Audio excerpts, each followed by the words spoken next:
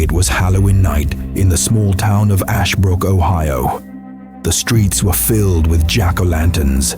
The air smelled like burnt caramel and bonfires. But on the edge of town, beyond the last streetlight, stood an abandoned pumpkin patch, known locally as Miller's Field.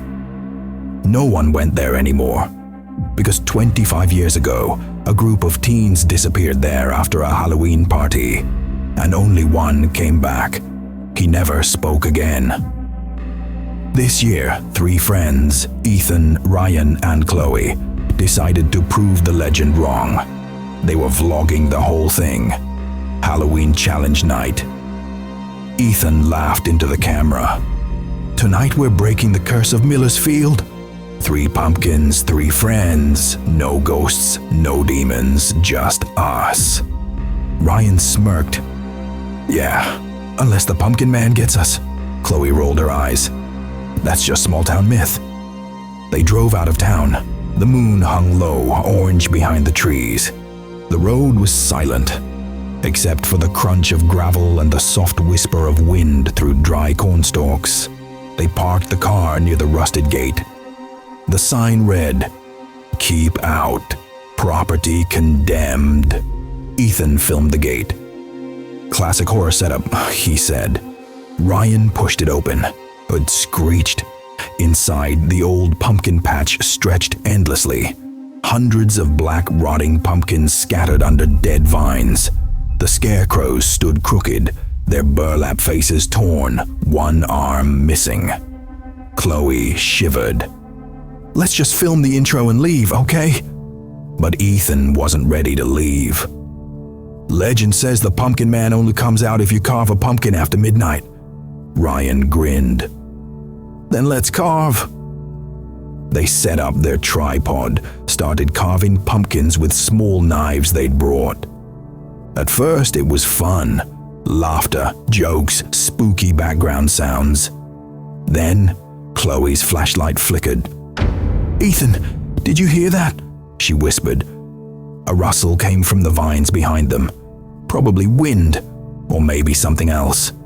Ryan went to check, camera following his flashlight beam, and saw a scarecrow lying on the ground, face down.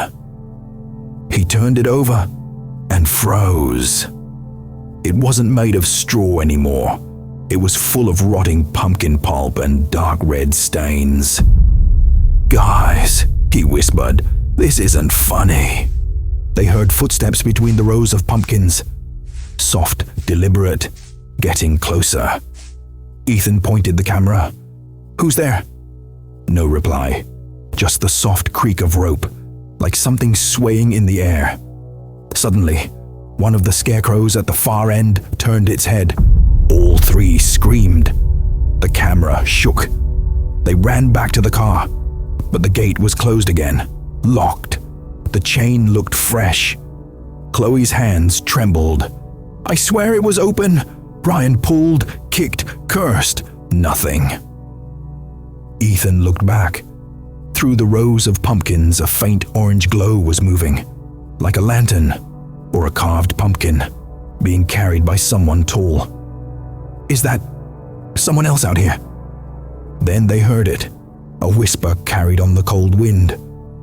"3 seeds, 3 souls."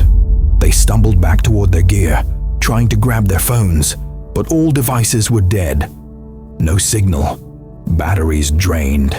In the distance, they saw the scarecrows again. Except now there were 3 of them standing in a row. None of them were in that position before. Ryan panicked. "Let's just go through the fence." They ran toward the wire fencing, but the field seemed to stretch longer than before, like the distance itself was warping. Chloe tripped, fell beside one of the carved pumpkins. It wasn't theirs. It had her name carved on it. Her breath caught. "Ethan, my name's on this." Ethan picked another one nearby. It said Ryan. The 3rd, Ethan. Each one's candle lit on its own, one after another. Flames flickered bright orange, forming 3 faces. the same faces as the friends. Then came the voice again, deep, distant, wet. The harvest demands its due. From the darkness, a tall figure emerged, burlap mask stitched with twine, hollow eyes glowing like embers. His hands were dark, covered in mud and vines. Around his neck hung pieces of carved pumpkin skin, like trophies. Ryan shouted, "Stay back!" The figure tilted its head. The jack-o'-lanterns flared brighter. Chloe screamed as vines snaked around her ankle, dragging her toward the figure. Ethan tried to pull her free, but the vines burned like acid. Her scream turned into gurgling sobs as the earth swallowed her waist deep. Ryan grabbed the camera and bolted. The lens caught flashes, the figure bending down beside Chloe, whispering something, before the footage cut to static. Ryan ran through the field, crying, shouting Ethan's name. He tripped, fell, looked back. The pumpkin glow was behind him again. Ethan's voice echoed through the wind. "Ryan, help me!" He turned, but instead of Ethan, a scarecrow now stood in the middle of the row, wearing Ethan's hoodie. Ryan dropped the camera. He screamed and kept running. He reached the car, door wide open now. He jumped in, turned the key. Engine sputtered, then started. Relief washed over him. As he backed up, he glanced in the rearview mirror. In the back seat, a pumpkin sat there, freshly carved. Its mouth moved. "Where's Chloe?" Ryan screamed. The car swerved, crashed into the old fence. The camera footage ended there. The next morning, Ashbrook County Sheriff found the car wrecked near Miller's Field. 2 seats empty. 1 pumpkin on the dashboard, still burning. The field, once overgrown, was freshly tilled, as if something had been planted overnight.